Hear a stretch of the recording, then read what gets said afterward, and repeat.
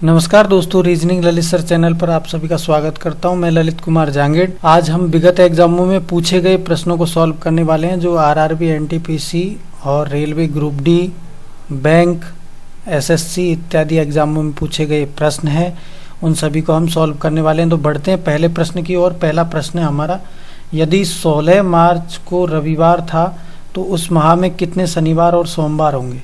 16 मार्च को दिया है हमको रविवार। 16 मार्च को यदि रविवार दिया है तो अपन को फाइंड करना है कि जो 7 दिन पहले, यानी कि 9 मार्च को भी क्या होगा, रविवार होगा।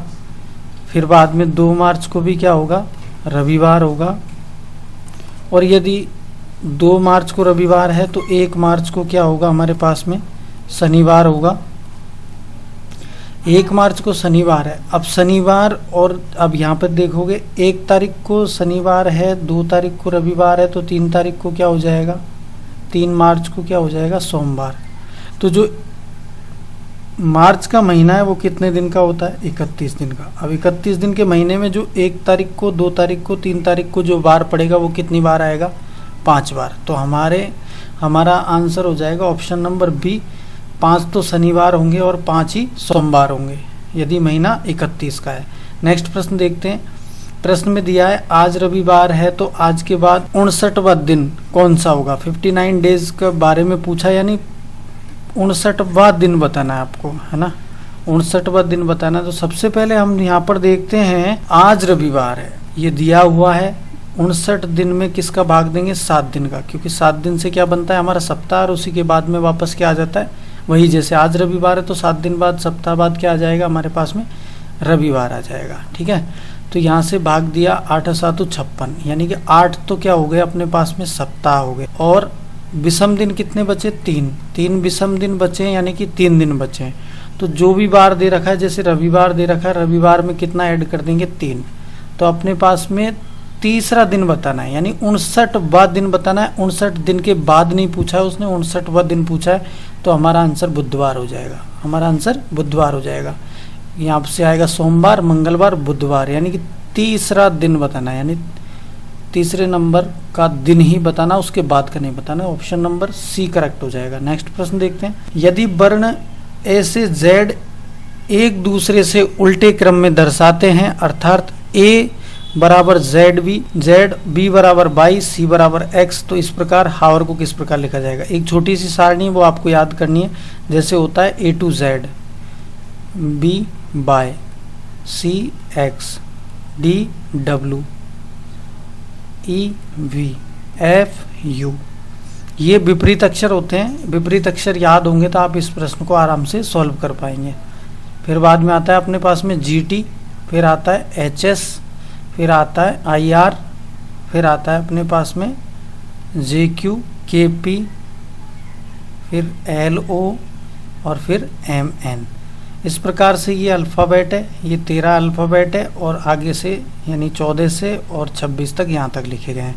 तो इनका एक शॉर्ट ट्रिक्स होता है, A to Z, B Y, C X crux, D W से दूध वाला, ई बी से इवनिंग, एफ यू से फादर अंकल, जी टी से गौरव टावर, एच एस से हायर सेकेंडरी, आई आर से इंडियन रेलवे, जे क्यू से जयपुर क्वीन, के पी से काला पानी, एल ओ से लव, एम एन से मैन।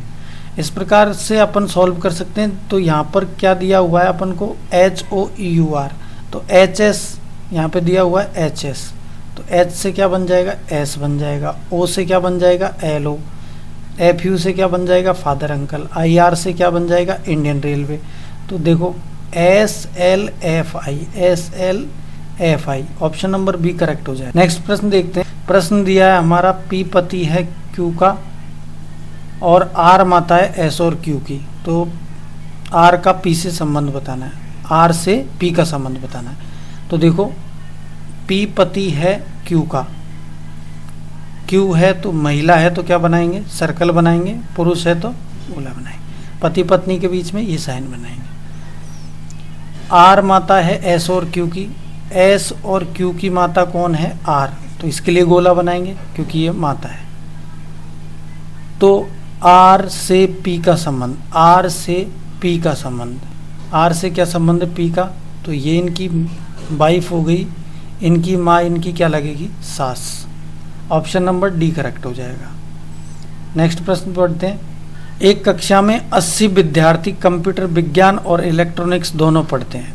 कोई भी 80 विद्यार्थी है वो इलेक्ट्रॉनिक्स विज्ञान और कंप्यूटर दोनों पढ़ते हैं, यानी कि ये तो हो गया अपने पास में कंप्यूटर साइंस और ये हो गया इलेक्ट्रॉनिक्स।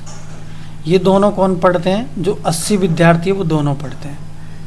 100 विद्यार्थी कंप्यूटर विज्ञान पढ़ते हैं, तो 80 ये पढ़ रहे हैं अपने पास में है, तो 100 विद्यार्थी बनाना है, तो यानी कि इधर कितने बचेंगे, 20। और 120 पढ़ते हैं इलेक्ट्रॉनिक्स, तो 80 तो ये पढ़ ही लिए, अब बचे कितने, 40। तो केवल इलेक्ट्रॉनिक्स पढ़ने वाले विद्यार्थी हमारे पास आ चुके हैं 40, और केवल कंप्यूटर साइंस पढ़ने वाले विद्यार्थी आ चुके हैं, और दोनों पढ़ने वाले विद्यार्थी अपने पास में 80। तो कितने केवल कंप्यूटर विज्ञान पढ़ते हैं, तो कंप्यूटर विज्ञान कितने पढ़ते हैं, 20। तो ऑप्शन नंबर डी करेक्ट हो जाएगा। नेक्स्ट प्रश्न देखते हैं। प्लस का अर्थ भाग है, भाग का अर्थ गुणा है, गुणा का अर्थ प्लस है, भाग का अर्थ माइनस है। तो इस प्रकार से एक श्रृंखला दी गई है, 45 + 9 - 3 × 15 भाग 2। इसको अपन को साइन को चेंज करना है, प्लस को क्या लिखते हैं, वो भाग लिखते हैं, माइनस को क्या लिखते हैं, वो माइनस का अर्थ है गुणा, ये वाला है, यहाँ से माइनस का अर्थ हो जाएगा गुणा, तो यहाँ से गुणा कर देंगे। और गुणे का अर्थ लिख रखा है उसने +15, और भाग का अर्थ लिख रखा है माइनस। तो यहाँ से सबसे पहले बोर्ड मास रूल से अपन क्या सॉल्व करेंगे, भाग सॉल्व करेंगे। यहाँ से आ जाएगा 5 × 3 + 15 - 2। तो यहाँ से हो जाएगा 5 × 3 = 15, 15 + 15 = 30, और -2 करेंगे तो कितना हो जाएगा अपने पास में 28। हमारा ऑप्शन नंबर डी करेक्ट हो जाएगा। नेक्स्ट प्रश्न पर बढ़ते हैं। एक गडरिये के पास में 34 भेड़ थी, एक गडरिये के पास 34 भेड़ है, 18 को छोड़कर सब मर गई, तो उसके पास कितनी भेड़ बची। अब बताओ मुझे, 18 को छोड़कर सब मर गई, 34 भेड़ टोटल थी, 18 को छोड़कर सब मर गई बाकी की, यानी कि अपने पास में 18 को छोड़कर सब मर गई, यानी कि 16 मर गई। अब उसके पास कितनी भेड़ है, तो भाई भेड़ तो कितनी बचेगी उसके पास में, 18 ही बचेंगी, क्योंकि 18 को छोड़ करके सब मर गई। ऑप्शन नंबर सी करेक्ट हो जाएगा। नेक्स्ट प्रश्न देखते हैं। एक मनुष्य अपने 3 भाइयों के साथ बाजार जा रहा है, जिसमें से प्रत्येक, जो जिसका लगा है सेकंड पर्सन की बात की गई, यानी जो ये जिसमें लगा हुआ है ये तीनों भाइयों के लिए लगा हुआ, तो जिसमें से प्रत्येक के भाव में एक एक बच्चा है, यानी कि जो कोई एक मनुष्य जा रहा है उसके साथ में 3 भाई जा रहे हैं, जिनमें से प्रत्येक मनुष्य की बाहों में एक एक बच्चा है। तो इन 3 आदमियों के पास में कौन है, 3 बच्चे हैं, 1 1 1। तो ये टोटल ये कितने हो गए, 6, और एक वो मनुष्य है, कितने हो जाएंगे टोटल, 7।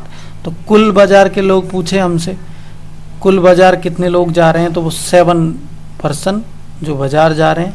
तो ऑप्शन नंबर डी करेक्ट हो जाएगा। नेक्स्ट प्रश्न देखते हैं। 3 मीनारों की ऊंचाई 5:6:7 है। यदि एक मकड़ी सबसे छोटी मीनार पर चढ़ने में 15 मिनट लेती है, तो सबसे छोटी मीनार यदि रेशियो में देखूँ तो मेरे पास में कौन सी है, 5। अब 5 को चढ़ने में वो लेती है 15 मिनट, तो सबसे ऊंची मीनार को चढ़ने में वो कितना समय लेगी। तो सबसे ऊंची मीनार कौन सी है अपने पास में, सबसे छोटी मीनार ये है, तो सबसे ऊंची मीनार ये। तो 5 × 15 और 7 × 21, तो अपना आंसर हो जाएगा 21 मिनट। 21 मिनट में उनको समय लगेगा मीनार को चढ़ने में, तो ऑप्शन नंबर सी करेक्ट हो जाएगा। नेक्स्ट प्रश्न देखते हैं। एक मेंढक 20 फीट गहरे कुएं के तल पर प्रतिदिन 3 फीट उछलता है, 2 फीट फिसलता है, यानी कि कुल मिला के अपन बात करें तो ये टोटल मीनार है या कुएं से जो भी तल दे रखा है उसकी डेप्थ यानी गहराई कितनी दे रखी है अपने को, 20 फीट दे रखी है। अब यदि 3 प्रतिदिन कोई आदमी चढ़ता है, यहाँ से 3 चढ़ा और 2 वापस उतर जाता है, 2 वापस उतर जाता है, तो अपने पास में उसकी चढ़ी गई दूरी कितनी होगी, वो 1 फीट ही रहेगी, 1 फीट रहेगी। लेकिन जब वो लास्ट के टाइम पे चढ़ेगा तब वो सीधा कितना चढ़ जाएगा, 3 फीट चढ़ जाएगा।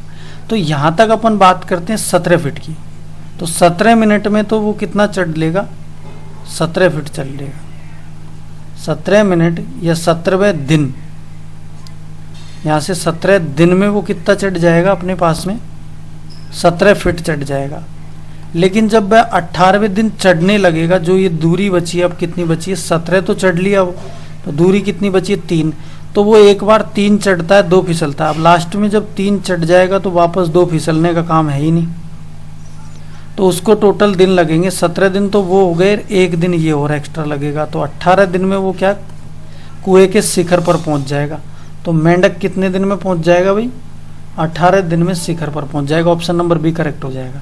तो ये थे आज विगत एग्जाम में पूछे गए प्रश्न। अभी तक आपने चैनल को सब्सक्राइब नहीं किया है तो सब्सक्राइब कर ले, साथ में बेल आइकन प्रेस कर ले, जिससे आने वाले हर वीडियो का नोटिफिकेशन आपको मिलता रहे। साथ में टेलीग्राम ग्रुप ज्वाइन नहीं किया है आपने तो टेलीग्राम ग्रुप ज्वाइन कर ले, रीजनिंग ललित सर अपना टेलीग्राम ग्रुप। और अभी तक आपने वीडियो को शेयर नहीं किया अपने दोस्तों के साथ में तो शेयर करें, लाइक करें, कमेंट करें। Thank you for watching video. धन्यवाद।